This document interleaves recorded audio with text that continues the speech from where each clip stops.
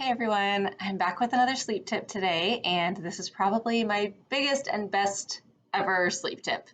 It is the 5-minute rule. There are times that I get a little off track, and suddenly, with both of our living children, they've had some moments where they're crying again, and I'm thinking maybe we need to do a schedule change. Not sure what's going on here, but they get into this phase where they're either not falling asleep easily for a nap or they're waking up early.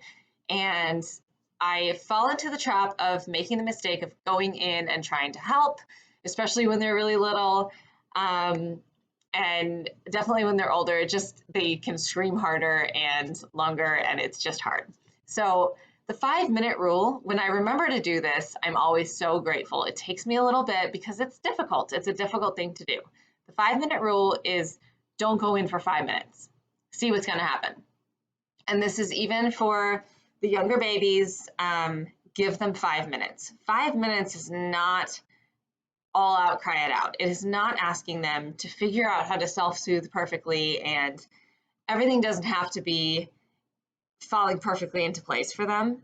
But sometimes babies cry and even scream and they're not even fully awake. And if we go in before 5 minutes are up, we can actually wake our children up. And then what happens is you're trying to get your baby to sleep and they're like, hey, let's get up. And you end up cutting the nap short because you can't get your baby back to sleep.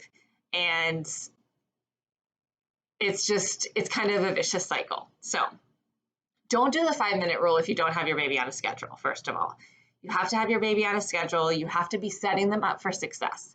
But if you have the foundation in place, try giving them 5 minutes, because 85% of the time, probably, my babies go back to sleep, or they figure out how to put themselves to sleep. They just needed 5 minutes to work through it. And had I gone in, the whole nap would have been ruined and we would be up and the whole schedule would be off for the day. But 5 minutes of crying, even I've seen both of them do all out red face scream crying and still put themselves back to sleep. So I highly recommend trying 5 minutes. Look at a clock, make sure that you're okay with 5 minutes ahead of time. When you think about it, 5 minutes is not a long time, right? And it's definitely not scarring our children, but it's 5 minutes. And so in the moment of 5 minutes of screaming can feel like an eternity. So make sure you look at a clock, be okay with it to begin with. Even turn, the video monitor sound down so that you don't have to listen to it as loud as possible.